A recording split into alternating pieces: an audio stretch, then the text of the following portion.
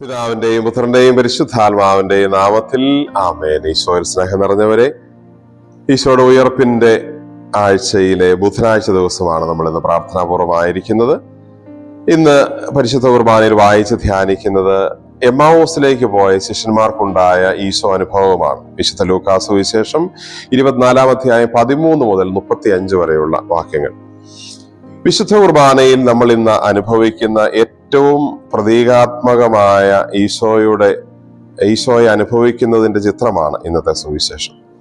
വിശുദ്ധ കുർബാനയിലെ എല്ലാ സംഭവങ്ങളും ഈ എമ്മാവൂസ് യാത്രയിൽ നമുക്ക് കണ്ടെത്താനായിട്ട് പറ്റും.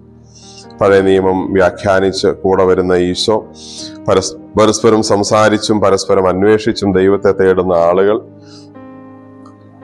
അതിന്റെ ഒടുവിലായി അപ്പം മുറിച്ച് നൽകിക്കൊണ്ട് അപ്പം മുറിക്കുമ്പോൾ അപ്രത്യക്ഷനായി അപ്പത്തിൽ താനുണ്ട് എന്ന് പറയുന്ന ഈശോയുടെ സാന്നിധ്യം, വിശുദ്ധ കുർബാനയിൽ നമ്മൾ അനുഭവിക്കുന്ന കാര്യങ്ങളെല്ലാം കൃത്യമായും വ്യക്തമായും നമ്മുടെ മുമ്പിൽ അവതരിപ്പിക്കുന്ന ഒരു സംഭവമാണ് ഈ എമ്മാവൂസ് സംഭവം. ഈശോയുടെ ജനനസമയത്ത് ഈശോയെ അന്വേഷിച്ച ജ്ഞാനികൾക്ക് വഴികാട്ടിയായത് ഒരു നക്ഷത്രമാണ് ഈശോയുടെ അടുത്തെത്താൻ. എന്നാൽ ഇപ്പോൾ ഈശോയെ അന്വേഷിച്ച് നടക്കുന്നവർക്ക് ഈശോ നക്ഷത്രത്തെ അയക്കുകയല്ല, ഈശോ തന്നെ കൂടെ നടന്ന് അവരുടെ മനസ്സിലെ പരാതികളും അല്ലെങ്കിൽ അവരുടെ സംശയങ്ങളും ഒക്കെ പരിഹരിക്കുന്നു എന്നാണ് നമ്മൾ കാണുന്നത്. അവരുടെ യാത്രയുടെ കൂടെ, എമ്മാവൂസിലേക്ക് പോയ ശിഷ്യന്മാരുടെ യാത്രയിൽ അവരുടെ കൂടെ അവരറിയാതെ ഈശോ ഒരു സഹയാത്രികനായിട്ടുണ്ട്. ഈശോ ഒരു സഹയാത്രികനായിട്ട് അവരുടെ കൂടെ എത്താൻ കാരണം അവര് ഈശോയെക്കുറിച്ചാണ് സംസാരിച്ചിരുന്നത്. ആ യാത്രയിൽ ഈശോയെക്കുറിച്ചാണ് അവര് ചിന്തിച്ചത്, ഈശോയെക്കുറിച്ചാണ് അവർ പരസ്പരം ചോദ്യങ്ങൾ ചോദിച്ചത്, ധ്യാനിച്ചത്, പ്രാർത്ഥിച്ചത്, അന്വേഷിച്ചത് എല്ലാം ഈശോയെക്കുറിച്ചാണ്. ഈശോയെക്കുറിച്ച് അന്വേഷിച്ച് നടക്കുന്നവരുടെ കൂടെ ഈശോ വന്നു ചേരും, ഈശോ അവരുടെ കൂടെ നടക്കുമെന്നാണ് ഇന്നത്തെ സംഭവം നമ്മളെ പഠിപ്പിക്കുന്ന ഒരു കാര്യം. നമ്മളും ധാരാളം യാത്രകൾ ചെയ്യുന്നവരാണ്. ഓരോ ദിവസവും നമ്മുടെ ജീവിതവുമായി ബന്ധപ്പെട്ട് പല ഇടങ്ങളിലേക്ക് ചെറുതും വലുതുമായ യാത്രകൾ ചെയ്യുന്നവരാണ് നമ്മൾ.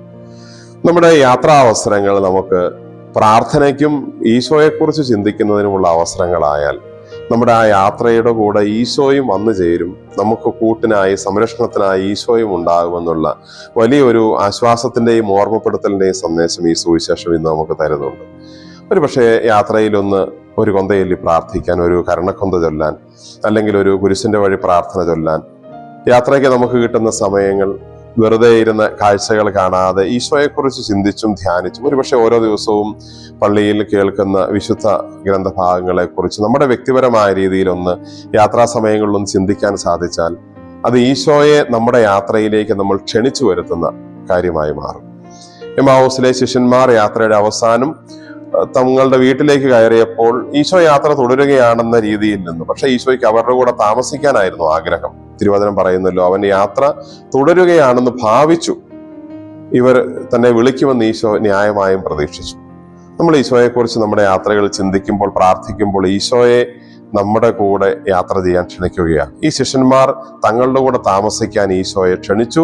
ആ ക്ഷണം കിട്ടിയപ്പോൾ തന്നെ ഈശോ അവരുടെ കൂടെ താമസിക്കാൻ കയറി, അവരുടെ കൂടെ ഭക്ഷണത്തിനിരുന്നു, അപ്പം മുറിച്ച് അവർക്ക് കൊടുത്തു, അവരുടെ കണ്ണു തുറന്നു. നമ്മുടെ യാത്രകളിലും എല്ലാ യാത്രാ അവസരങ്ങളിലും ഈശോ കൂട്ടിനുണ്ടാവാനായിട്ട് സാഹചര്യം ഉണ്ടാവട്ടെ.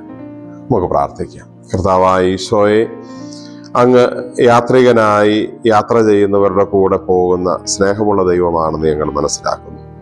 ഓരോ ദിവസവും ഞങ്ങളും ഏറെ യാത്ര ചെയ്യുന്നവരാണ്. ഗലീലയിലുടനീളം ചുറ്റി സഞ്ചരിച്ച് യാത്ര ചെയ്ത അങ്ങേക്ക് ഇപ്പോൾ യാത്ര പോകുന്ന ആളുകളുടെ കൂടെ സ്നേഹത്തിന്റെ സാന്നിധ്യമായി, സംരക്ഷണത്തിന്റെ സാന്നിധ്യമായി യാത്ര പോകാൻ അങ്ങ് ആഗ്രഹിക്കുന്നുവെന്ന് ഞങ്ങൾ മനസ്സിലാക്കുന്നു. ഞങ്ങളുടെ യാത്രകളിൽ അങ്ങ് ഞങ്ങൾക്ക് കൂട്ടായി വരണമേ. ആത്മീകവും ശാരീരികവുമായ എല്ലാ അപകടങ്ങളിൽ നിന്നും ഞങ്ങളുടെ യാത്രകളിൽ അങ്ങ് ഞങ്ങളെ സംരക്ഷിക്കണമേ. ഉയർപ്പിന്റെ സന്തോഷവും നിരന്തരമായ അനുഗ്രഹവും ഞങ്ങൾക്ക് ഓരോ അവസരത്തിലും, പ്രത്യേകിച്ച് ഞങ്ങളുടെ ഭവനങ്ങളിലും ഞങ്ങളുടെ യാത്രകളിലും നൽകുകയും ചെയ്യണമേ. നമ്മുടെ കർത്താവ് ഈശോ മിശിഹായുടെ കൃപയും പിതാവായ ദൈവത്തിന്റെ സ്നേഹവും പരിശുദ്ധാത്മാവിന്റെ സഹവാസവും നാം എല്ലാവരോടും നമ്മുടെ യാത്രകളിലും പ്രത്യേകിച്ചും ഉണ്ടായിരിക്കട്ടെ, ഇപ്പോഴും എപ്പോഴും എന്നേക്കും. ആമേൻ. ഈശോ മിശിഹായ്ക്ക് സ്തുതിയായിരിക്കട്ടെ.